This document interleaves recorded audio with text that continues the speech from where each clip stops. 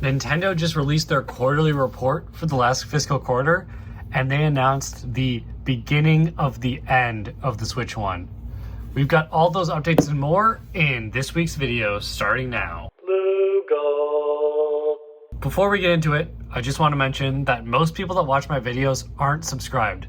But subscribing is completely free, and it's a great way to support my channel, and I upload a new video every week on Sunday.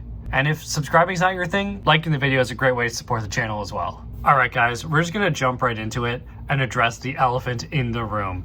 If you didn't see this information already, let me be the first to tell you. Nintendo released their quarterly business statement, and they said that development on the Switch 2 will be their primary focus going forward. I'll put the graphic up on screen, but basically Nintendo said that the new standard for Nintendo Switch will be the Nintendo Switch 2. And moving forward, all software development will be centered around Nintendo Switch 2. And their follow-up to this is the Nintendo Switch 2 is designed to be the new standard for the Nintendo Switch concept, maintaining the experience of being able to play anytime, anywhere with anyone.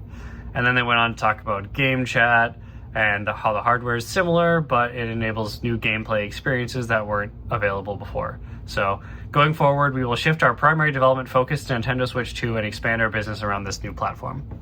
So the Switch 1 is not dead right now. It doesn't mean no more games are coming out for it, but essentially it's no longer going to be a priority in a world where, I don't know, for the past year or 6 months, we've kind of been favoring both consoles with releases coming out on both. Games like the new Pokemon Legends ZA available on both. You can play Donkey Kong on Switch 1, but it's also kind of setting the writing on the wall that going forward, we're going to see a lot more titles come out for Switch 2 and not come out for Switch 1. And I'm also really hoping this, and I'm sure many of you are as well, I'm hoping that we see a lot more Switch 2 edition upgrades for games that are amazing on Switch 1 than we've already had. I hope that's like part of this, because that could be a good side. Because I am pretty bummed about the Switch 1 ceasing to be a priority. So third-party games and third-party companies can still totally release games for the Switch 1, and I'm guessing they will, because there's millions, hundreds of millions of these things in people's hands, in people's houses. So I'm guessing this will still be a major platform. Okay, if this news super bums you out and you have a Switch 1 and you're not getting a Switch 2, there's still some good news. The Nintendo eShop is sort of married to the Nintendo Switch 2. Like, they use the same eShop. So the bright side is that even if this device becomes not a priority for Nintendo, you should still be able to buy games and download games and get updates and all of those things through the eShop for this game for like many years. Basically, as long as the Switch 2 exists and is supported. So it's possible we might never see a different eShop from Nintendo until they release a different console. So as long as the Switch 2 is supported, on a software end, you usually will have access on your Switch 1 as well. So if you want more information about that or speculation about the Nintendo eShop or when it could potentially go offline for the Switch 1, it's actually one of my most popular YouTube videos, and you can find that on my channel. And I kind of like go deeper into speculation about that. But that's everything Switch 1 related. Kind of shifting gears here, another thing that Nintendo announced was some details about sales of the Switch 2.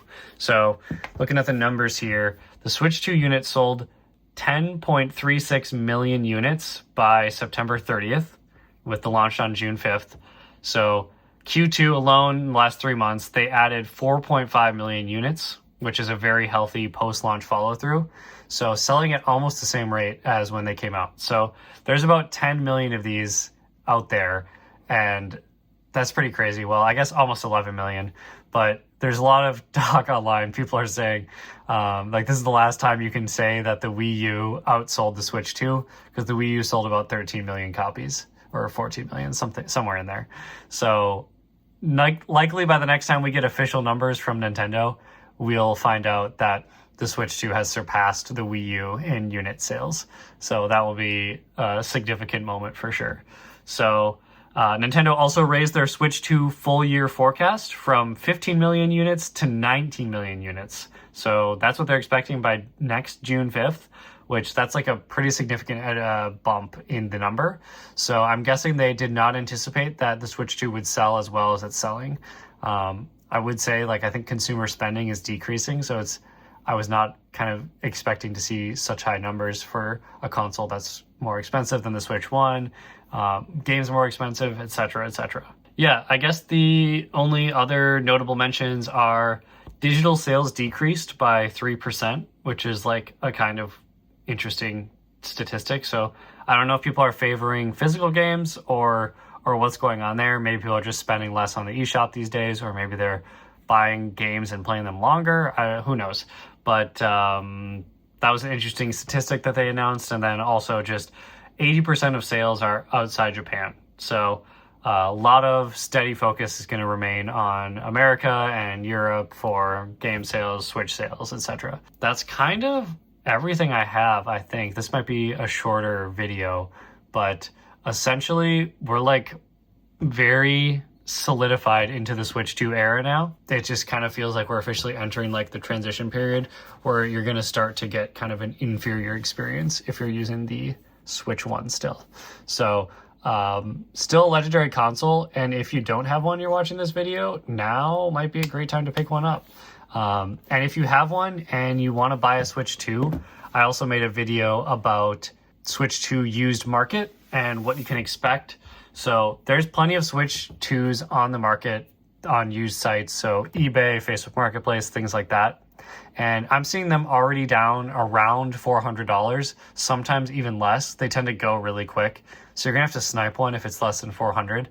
But if you are in the market for one of these, maybe you have a part-time job, maybe you mow lawns, maybe you do chores, just see if you can set aside like $10 or $20 a month and start working your way towards that $400 price point, and you can pick up a Switch 2.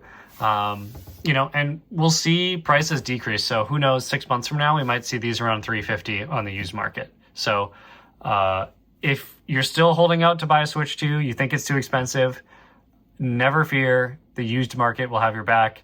It's also a long shot, but it's possible with tariffs or other things that we could potentially see a decrease in this console price at some point, like mid-generation.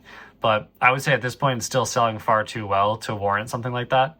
But Black Friday is coming up. You might be able to get some deal on a new one, maybe $10 or $20 off, depending on the retailer. We'll see what the Black Friday deals are for Switch 2.